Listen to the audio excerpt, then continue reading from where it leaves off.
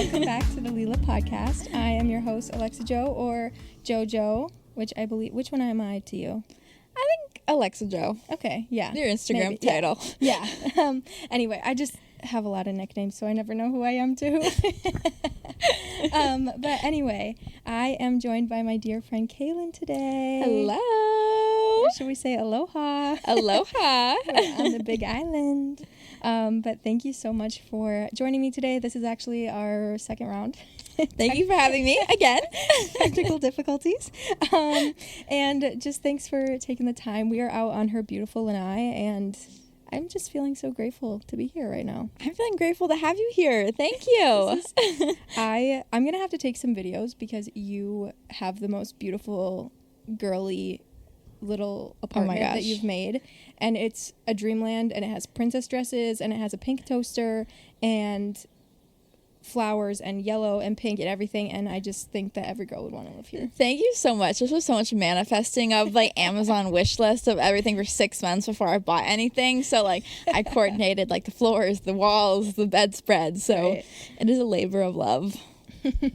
I just really wanted to have you on the podcast because I think that you have done really incredible things, especially for your age, and you're such an inspiration to people because you have really grown into such an incredible confidence and done that in a few different ways. You have your own business, you do things down a creative route that other people would maybe be timid to do, and I think that you show people how to do it. Mm-hmm. And you know, you do have a social media presence now, but actually you are not new to that because growing up, actually your mom is a blogger.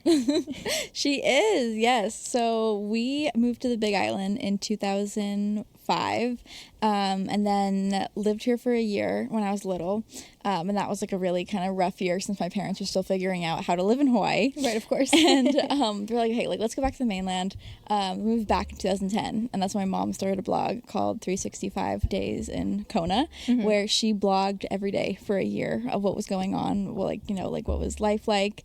And then like she started like posting more and more, and they started a YouTube channel. So like 12 years later, she has like 20,000 people looking at the blog still, and 10,000 followers on YouTube. So yes, they are very well known here. Is she still pumping out content? She is, yes. So they do mostly YouTube now. Okay. Which my dad is a videographer, so he does some fun stuff. He like filming every weekend. They like drone all the beaches. That's amazing. It is. And you know, we see a lot of family bloggers now, mm-hmm. and back then that was kind of trailblazers. yes, that was before even like social media. Yeah, seriously, it was, and it's really cool. And you know, I feel like it necessarily wasn't a family blog, but your family was in it. Yes, so people around the island know who you are. Yes, like, you're on a first name basis with the island. Yeah. It is strange having people come to me, like, you know, strangers, like, in the middle of, like, like, a market and be like, oh, my gosh, you're Julie's daughter. Or, like, you know, like, I've seen you grow up. And, like, to me, I'm like, thank you. You're a complete stranger to me. Okay. All right, then. How do you feel about that? It was a little odd in the beginning. Like, people will come up to me and, like, ask about my life and, like, all this kind of stuff and know about everything about me that my mom has posted. And, you know, they're just, like, strangers. I'm like, okay. Yeah. That's tough, especially when you're, like, I think preteen. Yes. I'm teenager. Like, oh, don't look at me. Shame. Now I'm a little more graceful about everything. I'm like, okay, thank you. Thank you for watching me. Yeah. Well, actually, just the other day, we met at a beach cleanup, and we walk up, and it was so funny because we had just talked about this. Mm-hmm. We walk up, and some lady's like, oh my gosh, you're Julie's daughter. Do you want me to take a picture? She was really sweet and well-meaning. She was so sweet. Oh my gosh, but she was so excited. They're super fans. And for you, it's like, look, I'm not gonna lie here. I don't know who you are. My parents' fan base is such a small niche of people, but like those people like get so excited. Like. See, you're a celebrity. I know, I'm a celebrity to some people. And you've also created your own platform. Yes. So, But before we get into that, I just want to talk about growing up on the island, and you actually got into a few different things that I feel like they take boldness and courage, and one of them is pageants. Yes. So I got into my first pageant here in Kona. It was called Miss Kona Coffee. And I never thought I could do it, since I had like so much anxiety about like doing on stage, like being on stage. And it was right after 2020. It was like 2021. And like my friend Ruthie, she was like, let's do this, like we'll have each other, like let's just like be brave and do this pageant. And I ended up like loving it so much that I did like 2 more. But I learned like so much out of that, and just like public speaking and how to present yourself, and putting yourself out there, which was like terrifying. But I lost all 3. Like I got 1 award, but I think I walked away with a lot more than like the awards. And I feel like a common misconception about pageants is that it's just about looking pretty and wearing a nice dress and walking across the stage. And if you really know anything about them, that's really not the case. There's so much confidence building and knowledge. And what are some of the aspects of being in pageants that you wish people knew or thought about? So I didn't realize how much like volunteer base it was, of just like, so the girls are trying to like get as much, like everyone is trying to volunteer. Like they made us start our own like social platform too, so we could pick anything and kind of start like we have to present it to the judges. And so if we would win, like we would like continue that to the next step, which would be like Miss Hawaii. And I had no clue that how smart these girls were, because it's like a scholarship competition as well. So everyone's trying to get more money for college. So like these are like smart, driven women that like are also beautiful too, which makes them like more intimidating. But there's just like so much more behind than looks than I thought in the beginning. And I feel like, does it ever feel like competition between you guys, or more like support and making friendships? I think some girls are like, I'm just in it for the competition, like, and the vibe they give off immediately is like that. So, but like 90% of the other girls were like, let's be best friends. We would like all hang out, and I'm still close friends with a lot of the girls I made friends with from then. So I was so surprised too of how much I clicked with everyone. And I was just like really lucky to have such an amazing group of girls. And I just think it's a really cool thing that you did, and to have this kind of presence of your parents already, and then when people are coming up to you and saying, oh, you're blah blah blah's daughter, you kind of go through a different type of thing where you have to figure out, well, who am I outside of that stuff, and separate from this name that was already made for me. And that's a really good way to do it. Thank you.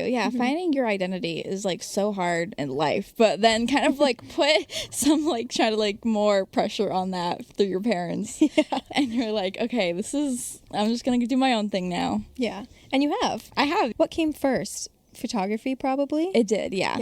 And you have your own business, which is amazing to have started your own business so young and to be so good. And thank you. Especially because a lot of your client base is tourists, right? Yes. So that's harder to make a name for yourself too when your clients are fleeting. Yes, it was definitely like I didn't even know how to market myself in the beginning, because I was like, like I want to do family photography and here's like my work, but like no one was booking me. So I started getting more and more tourists of just kind of like friends of family and that kind of stuff. And that's when they started posting my work on Big Island Facebook groups as well, through like, oh, here's the photographer I used, and I would highly recommend her. And then from that, like every person I shot with recommended me to someone else. So then I got all these new people this year, which was like amazing. And it's my full-time job right now, which like being my own boss at 22, it's a struggle, but I get a lot of free time. For sure. And it's just so intimidating to start a business because you don't know, like, yes, you can learned photography and know that, and the editing and everything, which is already a huge thing in itself to try and figure out, and to the extent that you feel comfortable providing it as a service and having people pay for that. But also there's so many other things behind starting a business. Yes. Like, the marketing and the legal side of things and what are your rates and all of that stuff. And how did you kind of navigate figuring all of that end out? Yeah, so I kind of just like trial and errored my way through it. I'm glad that I did have help through my parents of like, oh, here's how you do like a business tax, like, and from that end, and then just like YouTube videos. I love just like learning from other people's experiences, and like also Facebook groups of like all these people are telling their like experiences as photographers and like their like fears and what they wish they did better. So just like absorbing all that information in and then trying it myself really worked out. Yeah. To a point. And I'm still making mistakes today, but I feel like it's a little more smoother now. Well, of course. I mean, that's just part of learning and becoming better at something. Yes. But how did you even get into photography in the first place? I was always like interested in like cameras. Like I remember Mom would tell me like even at like 7 or 8 years old, like I was like just picking up the family camera and like shooting like the little kind of like fairy sculptures all over my backyard, which then progressed to my best friend and I would just have like photo shoots in the backyard of just like trying on like these crazy outfits. Classic girlhood. Yes. We all can relate to that. We all have the photo shoots. So on the pink digital camera. Did you have one of those? I have no clue where those photos are, and thank God. Like, those can get lost in the archives. Like, okay. But then after like 2020, I was like, I think I want to like, I was shooting my friends still. I was shooting models like coming to the island, and I wasn't charging anything because it was just more creative shoots. But and I had the skill. I did a family shoot, and they like paid me pretty well, and I was like, I think I want to like continue this. And that was kind of the beginning of me directing my focus toward like family photography. Yeah, that's super cool. And you do some other creative things still that, I mean, it sounds like your business is mainly family photography, but you've done some really cool collaborations with other people on the island. Yes. Yeah. So I love doing like bridal collaborations as well. Like I would love to be a creative director someday in the future too, of creating these styled shoots. I've done it like at like there was a salt farm I did where I brought like a bouncy house. We brought a whole picnic there. Oh my gosh, fun! It looked amazing, and I incorporated all these local vendors that just like showed up and had their like the best time ever. So you organized that event? I did, yeah. That's amazing. And I like no one really knew who I was, and like when everyone showed up, they're like, "Oh, you're 20." Like, oh, actually, I thought you were 40. And I was like, yep. And my dad, my dad drove me there, and he like. So there's been a lot of moments like that where people don't exactly know how young I am, but the photos turned out amazing, and I've done like 3 or 4 of those kind of styled shoots, and that's definitely like creativity wise, like where I get my little like moments. Yeah, and you definitely use your creative outlets, because one of the ways that you created a big platform for yourself actually was TikTok. Yes. You were an influencer for a bit. I call it, micro influencer. But it was so funny when I met you, because I remember meeting you at an event, and then you're like, oh yeah, I do TikTok too. And yeah, actually I do have a little bit of a following. Like just like low key. Like, was it 500K? Yeah. Like 500,000. So I look her up and I'm like, holy crap, this is actually, and they're really detailed, thoughtful, creative videos. And do you want to talk a little bit about your rise to TikTok fame? So I started again in 2020. Like this was like after like everything had been shut down for like a couple months, and I kind of was just playing around with my few videos. But I made a video that I titled like "The Last Person on Earth," where I just basically was like dragged a trampoline into my kitchen. I was like bike riding around the halls. I was like acting like I was the last person, and which I kind of felt at that time, because and like quarantine, we really like no one was seeing each other. Like so, you actually, there were stay-at-home orders. Like you actually couldn't leave your home. Yes, yes. So everything was closed down here too. Like the beaches, they're like, we don't want to see anyone on the beach. Like, so dang, I didn't even think about the beaches. You couldn't. No, so everything was shut So down. for all you knew, you could have been the last person on the island. Yes, it felt like it. But I posted that, and then I got like 1 million views, and I was like, I think I could like do this like for like, you know, like I wanted this again and again. So my followers just kept growing, and I made like, I obviously have like red hair, so I started making like funny red haired videos about, you know, like like making deals with Satan and like people stealing people's souls. And you know what? Use what you have to your advantage. If people are going to say that shit, then you might as well get some money out of it.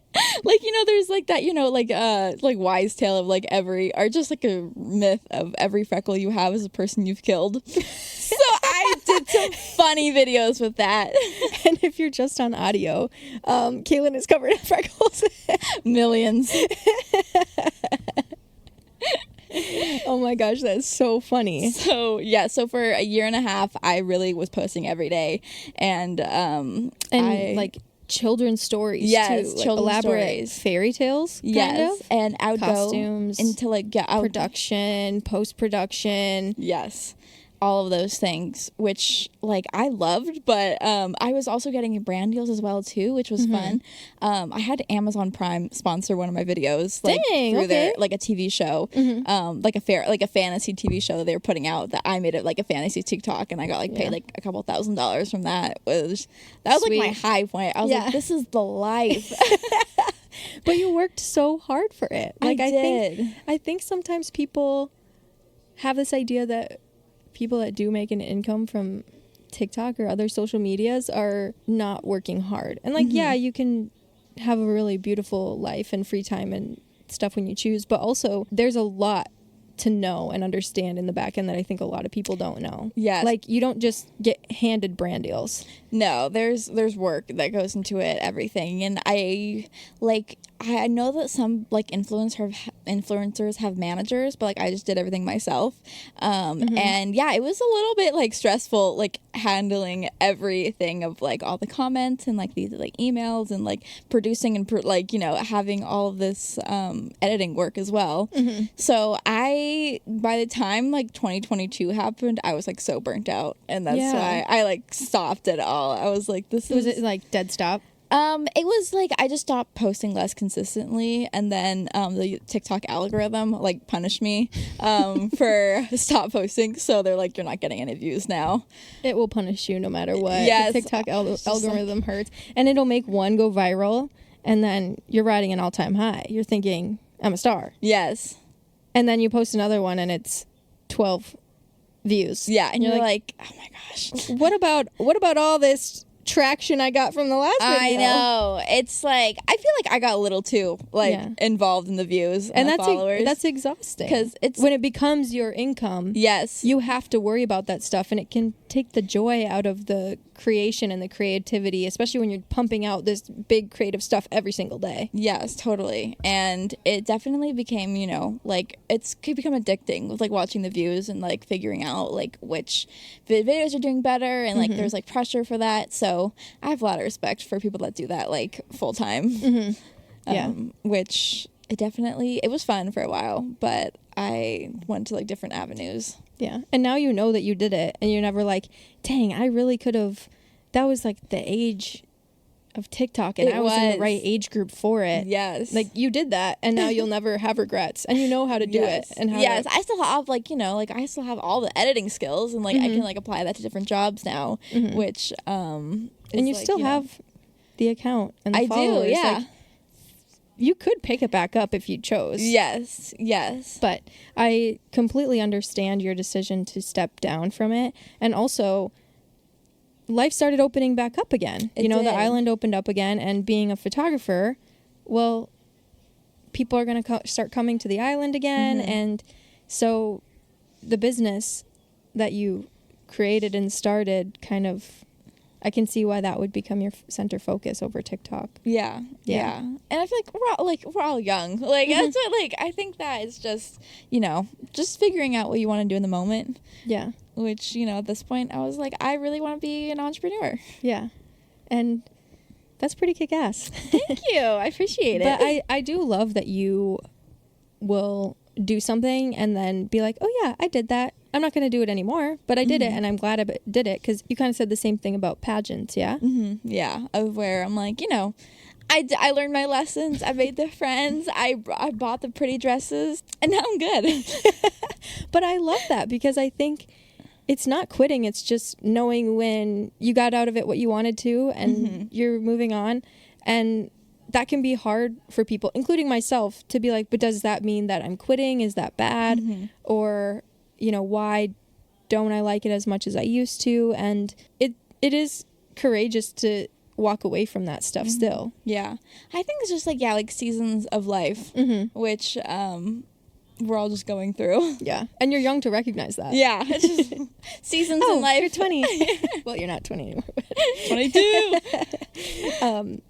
Yeah, and TikTok, back to pretty dresses and brand deals and all that. How did you what do you do when you want to approach a brand?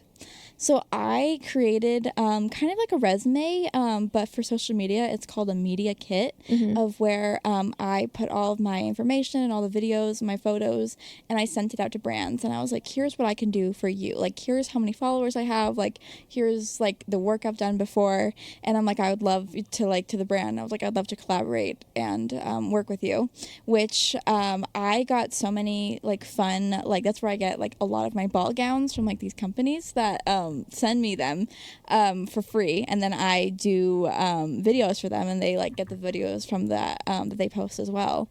And that was really amazing to like have all this like stuff in the mail show up, and I was like, this is the most like beautiful dress ever, and it's mine. Yeah. And you get to go make videos in the ocean and on the beach. And yes, I would like, like since like they were free, I'm like, okay, let's just like take this into the ocean. Like yeah. And people love watching that. Yeah. No, people will love that.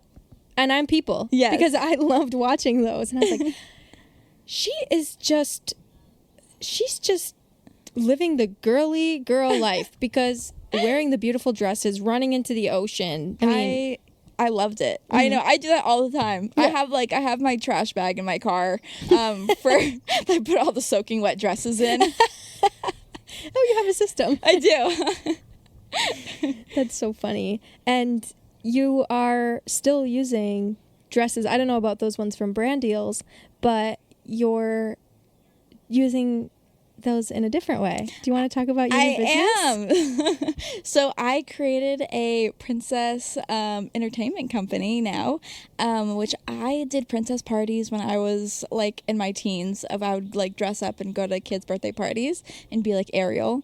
And the girl who started that moved off island, and I was like, this year, I was like, I can do that. Like, let me like recreate this business. And it's been amazing of just like having like hiring like my friends as princesses and like booking events and more kids parties. Yeah, that is so fun. I'm imagining if I was a kid and a princess came to my birthday party. That is like, just the excitement, the beauty, it's so fun too. It is. Like, I loved it. Like, they actually think that you're the princess, and they like freak out so hard. They like fangirl. Do they ask you questions about the movie? Yes, like, yes. Like when you're dressed as Ariel, do they ask about the prince? And they do, yes. Or one of like my last boss, she's like, okay, you have to memorize like everything about the movie, like Ariel's sister names, like why, like how her and Prince Eric met. I was like, oh my gosh, this is like stressful, but like the kids ate it up. Like they loved it. Yeah. So you're telling me that your work assignments is to watch The Little Mermaid? Yes. Sign me up. Yes, I tell all my girls, I'm like, watch the movie, like, if you can sing, great, sing the songs. If you can sing. If not, don't sing. Let's save our ears for that one. That's so fun. So you have your friends dress up as you hire them as the princesses? I do, yes. Okay. Sweet. And it's, like a girl, like, I love hiring women, like, like women supporting women. Yeah. Which has been like amazing. Yeah, and it's a fun thing for both parties. And cool that your friends want to be involved in this too. Yes, I have gotten like so many like girls I didn't even know that lived on the island. They're like, I heard about this through a friend. Like, I would love to apply. Aww. Which, like, everyone wants to be a princess. Yeah, and then you get to be. And then I get to be, yeah. Okay, well, next time I'm on island, I might want to be a princess. I can hook you up with. I can hook think you you up. can hook me up with a nice pretty dress. And a Yes, tiara. I can. I can hook you with a pretty dress and like a whole bunch of 4-year-olds that would love to like, you know, Think I'm the best ever? Yep. I'm in. Really, It's official. I'm moving back. It really builds confidence. Full-time job, princess. Yes. Oh my gosh. And I don't even know how you have time for that because of your many entrepreneur. I am just going. Yeah. I love being my own boss. Yeah. So you've got the princess parties, the photography, no longer doing TikTok, but you are doing YouTube. I am, yes. I recently relaunched my YouTube account, which that's been like learning opportunity from go to short-term videos to like longer videos. Yeah. Are you doing the same kind of content that you were doing on TikTok, or is it different? It's a little different. I think I've grown up a little bit in the past 3 years since I've done TikTok, and I really want to do kind of like, my experiences and talking about like advice I would share to young business people, and then like just like fun videos as well. Yeah, I love it. And you are so good at the media and with the camera and everything that the next business venture is not such a surprise. And I'm so excited to ask you about it because you recently launched an OnlyFans. I did. It's been like 6 months now, and I got to tap into my little spicier side. Yeah, I love it. So just tell me about how did you come to decide that you wanted to do that? Because I feel like, I know of OnlyFans, but I don't know the platform at all. Yeah. And I feel like other people might be in the same boat. And I think there's a misconception that it's just basically a porn site. And that's not necessarily the case. Yeah. And I would just love to hear about kind of what made you think that you wanted to start it and what the platform is like.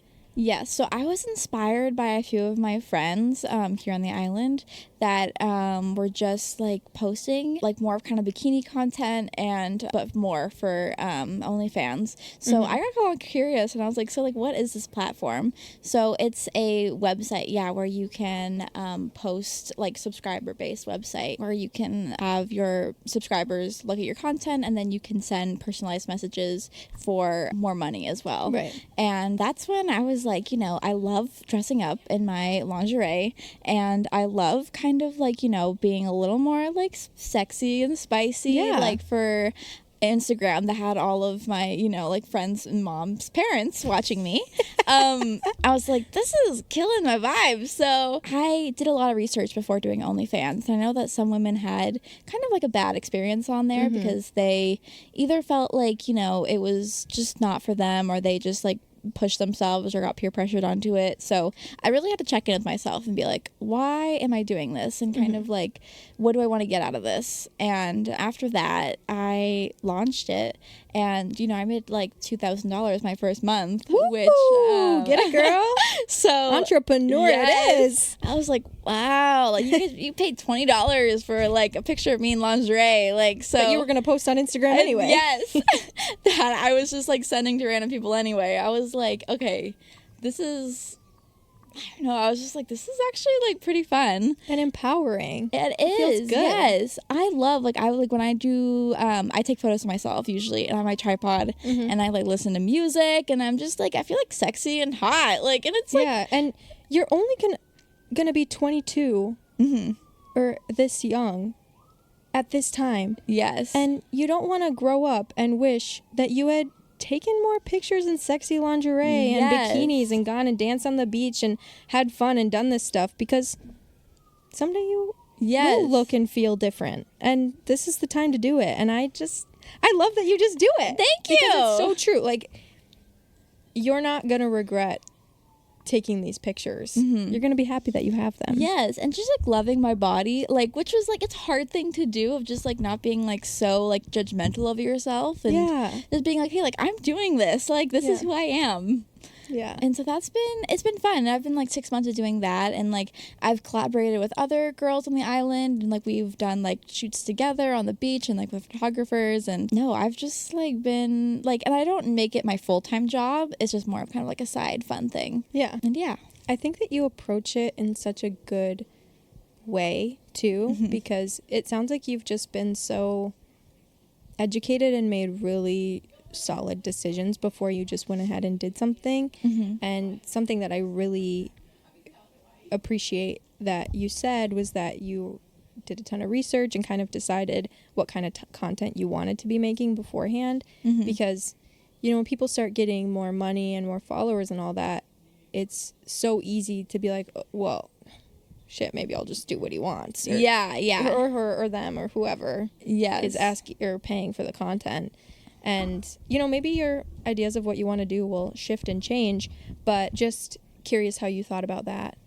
Yes, having boundaries for myself was like so important because I knew that men, like, people just want more of you, like, all the time, and that's just like freaking. And that's in any situation, that any job, any relationship, anything, people will want more. Yeah, and then so just having the boundaries to say like, no, that's not what I'm gonna do. Like, here's what I'm offering. Like, if you want to spend your $10 a month to like look at this, that's on you. If you don't, like, you can, like, you know, hop off somewhere else. I love that. So yeah, I'm just like, you know, this is what I'm doing, and just being like very like upfront about it. And I also like, before I post anything, I kind of make sure with myself, I'm like, okay, if this got out or if it leaked, would I be okay with this on the internet, like for everyone to see? And so every time I do that, I kind of check in with myself just to, like, you know, make sure that, like, you know, it's aligning with my values. That's so smart. And I'm glad that you said that, because people maybe don't always think about that, because it is locked behind a paywall and everything. And I'm sure that they have something against screenshotting and whatever. But that's just so smart to protect you and your peace. Yeah. Like, even if you are posting things on there that you wouldn't necessarily want to get out there, protecting your own peace about this stuff is really important, I think, if you're looking to do something like that. Yeah. So I guess my next question, because there's got to be people out there that are listening to this that want to start an OnlyFans. And what would you recommend to people if they're kind of thinking about it or getting past the stigma of it or this or that? I think it's like doing your research too helped me a lot, of knowing kind of what I wanted to do and seeing what other people did it. YouTube again, like I just searched on like girls on OnlyFans on YouTube, and it like kind of showed all of their experiences and their tips. And so starting was like, I think just like doing your research before and having that kind of like, why am I doing this? Which, you know, kind of like starting any small business, like with yourself. And also kind of like expecting the stigma of like that, some people being like, oh my gosh, I can't believe you're doing that. And having enough confidence to be like, you don't know, like, you know, you don't know me that well. Like, like your judgment doesn't matter. I love that you know that at 22. That is gonna just take you so far and build so much, and that's like a whole part of why I thought you would just be an amazing person to have on the podcast, because you have this confidence and this sureness in yourself that people just don't often have at a young age. And how much more full can you make your life when you do have that confidence and just your own happiness. Yeah. And I'm lucky that, you know, my parents, say, like, I feel like so much love and support from them on, like, all angles of my life. And also, like, just, you know, having my friends, too. I know the people that know me well. So, like, it doesn't matter the stranger's point of view. Yeah. Did you feel awkward bringing it up to your parents or family? I gently brought that up, like, out of the bag, just like a little bit every day. I was like, oh, look at this, like, do you guys know what OnlyFans is? Or like, oh, I'm thinking about starting one. Oh, look at this. Oh, wow. I wonder what OF stands for. The next day, oh, I found out what it stands for, guys. It's OnlyFans. Anyway, have you guys gone on that website? So they were not surprised when I started, because I had like warmed them up for like months and months. Yeah. They're also like, they know that I'm 22. Yeah. So they're ultimately you're an adult. Like that. So I don't really need their permission. And I feel like some people like go to my parents and they think it's a secret. They're like, oh my gosh, did you know your daughter is on OnlyFans?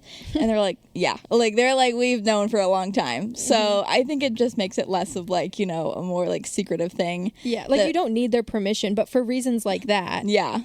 You want to talk to them about it. Yeah. And they've been, like, supportive of it. And they know that, like, you know, I decided that I wouldn't show, like, full nudity. And, like, I just do more of kind of like a burlesque thing. Like, where I'm, like, slowly kind of, like, more, like, teasing. Fun shoots. That has to be so much fun to do. It is, yes. And yeah, I've been enjoying it. Yeah.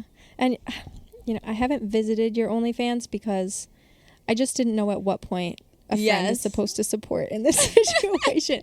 Because when you first posted it, I was obviously curious, but then I was like, wait a second, but that's my friend. Is that weird if I go to her OnlyFans? So I subscribe and I'm like, oh, is it weird that I'm supporting her in this way?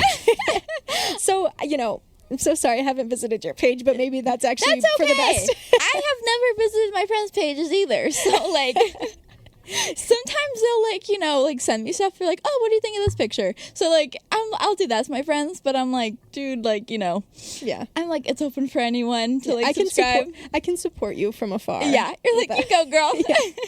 It might be a little bit creepy if I was your friend and I was like, it's a little when are you going to post next? Okay, well. I've definitely, boys from my high school, I think I've seen them on there. And at that point, I'm just like, whatever.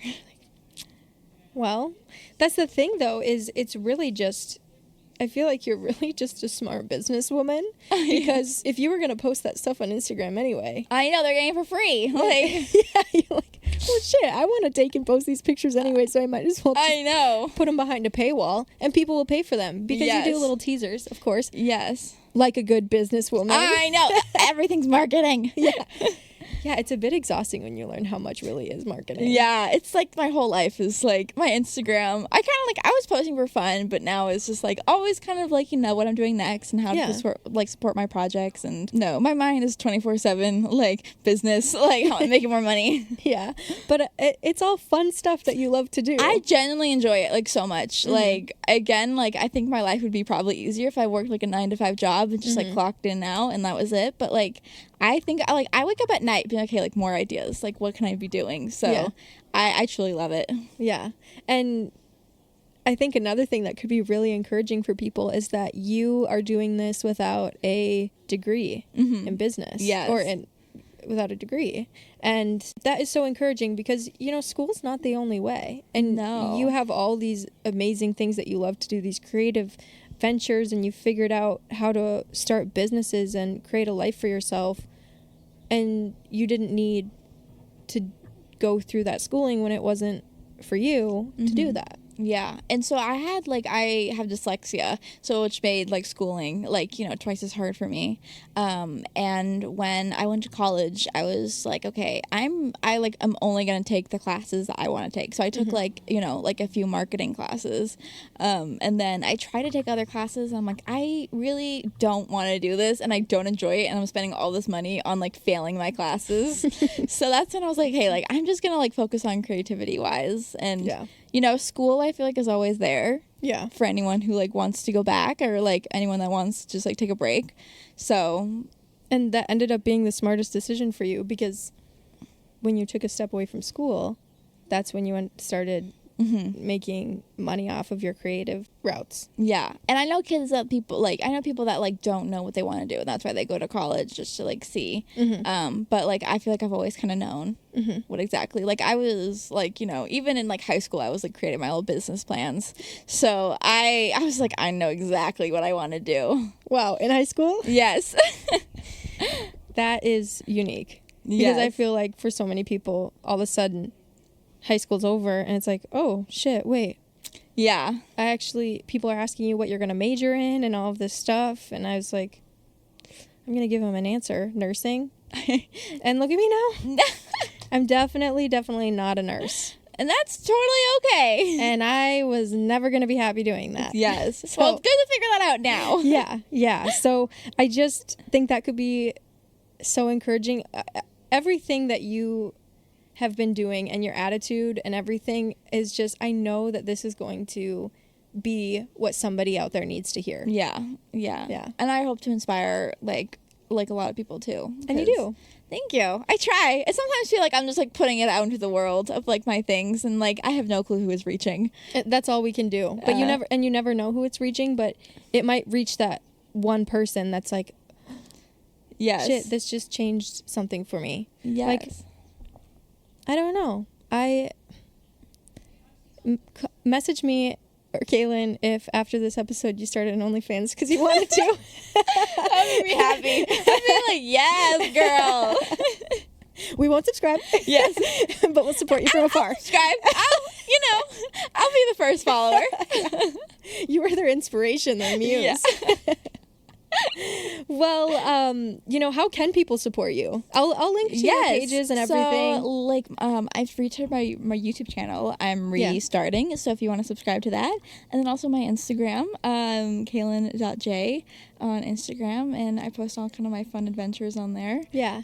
Really, really beautiful, gorgeous pictures. Before we met up earlier this week, I was looking at your Instagram and I was like, she just has the coolest Instagram.